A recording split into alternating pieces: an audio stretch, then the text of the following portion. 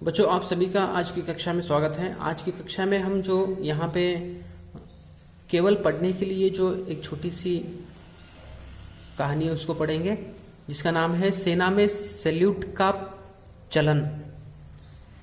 जिस तरह से इससे पहले हम पढ़ा था कि मदद के लिए तैयार है सेना, इस कहानी पर हमने चर्चा किया था। आज की कक्षा में हम सेना में सैल्यूट का चलन, इस पर हम चर्चा करेंगे। जिस तरह से आप सभी जानते हैं कि सेना में सैल्यूट यहाँ पे जिस तरह से किया जाता है, आप देख रहे हैं उसको, उस पर हम चर्चा करेंगे।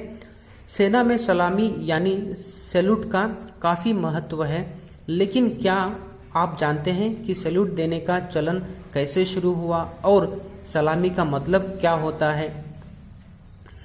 पराजित सैनिकों द्वारा शुरू हुई परंपरा। जब कोई सैनिक अपने से किसी वरिष्ठ को सैल्यूट करता है तो दाएं हाथ की खुली हथेली सीधी रखते हुए उसे सलाम करता है। इसका संकेत यह है कि उसके हाथ में कोई हथियार छिपा हुआ नहीं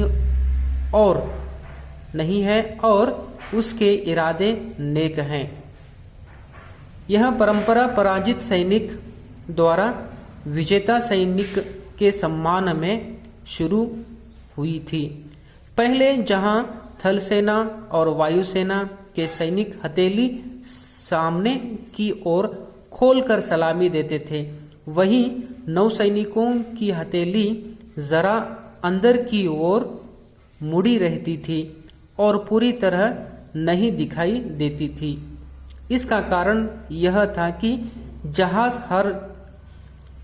जहाज पर तेल व गंदगी के कारण सैनिकों के हाथ मैल होते थे, लिहाजा वे अपने अफसरों को पूरी हथेली खोलकर सैल्यूट नहीं करते थे।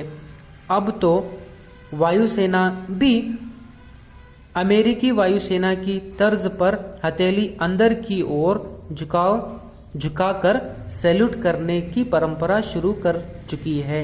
जिस तरह से आप यहाँ पे देख रहे हैं कि यहाँ पे एक सैनिक जिस तरह से सैल्यूट कर रहा है, आप देख रहे हैं, ये जो है भारतीय थल सेना का जवान है।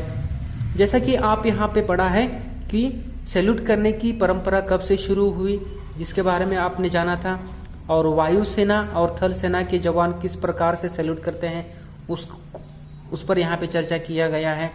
और जो है नौसेना यानी नौसैनिक जो जहाज में रहते हैं, वो लोग कैसे सैल्यूट करते हैं उसके बारे में यहाँ पे जानकारी दिया है। सलामी वर्दी को, सलामी किसी व्यक्ति को नहीं बल्कि उसकी वर्दी और पद के सम्मान में दी जाती है। जैसे कि हम किसी व्यक्ति का सम्मान नहीं करना चाहिए, यहाँ पे सलामी नहीं दी जाती, बल्कि उसकी वर्दी और उसके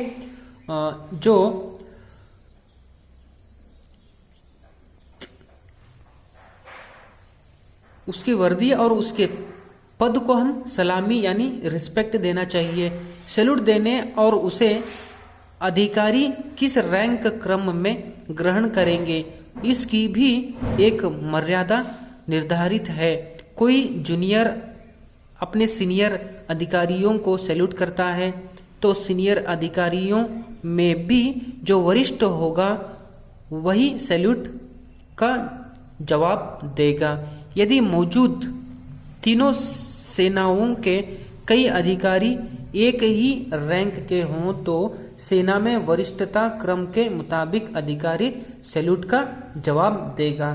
जिस तरह से आप देख रहे हैं कि सैल्यूट जब करता है जवान, तो उसके रिप्ले में उसका जो जवाब देते हैं, तो जो उसके जो अधिकारी होते हैं उसका जवाब देते हैं। और तोपों की सलामी के मायने, पुराने जमाने में किसी महत्वपूर्ण व्यक्ति या विजेता जहाज के सम्मान में पराजित पोत तोपों की सलामी देता था। तोपों की सलामी का अर्थ था कि पराजित पोत ने अपनी तोप के बारूद को नष्ट कर खाली कर दिया है।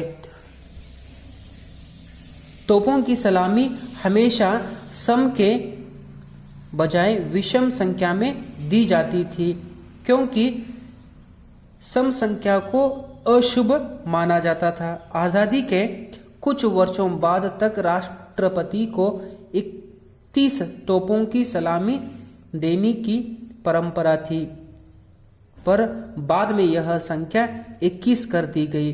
राष्ट्रीय ध्वज को महत्वपूर्ण अवसरों जैसे स्वाधीनता व गणतंत्र दिवस समारोह में 21 तोपों की सलामी दी जाती है।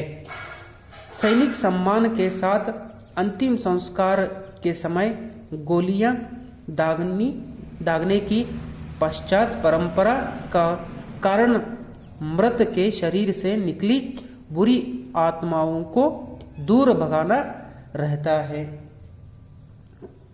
जिस तरह से आप देखते हैं कि एक छोटा सा परिचय है कि जिस तरह से सेना में जो सलामी की जाती है, इसका एक परिचय यहाँ पे दिया गया है कि सेना में सलामी क्यों दी जाती है, उसका उद्देश्य क्या है, उसके बारे में यहाँ पे बताया गया है। ये जो पाठ जो है केवल पढ़ने के लिए है, एक जानकारी के लिए है।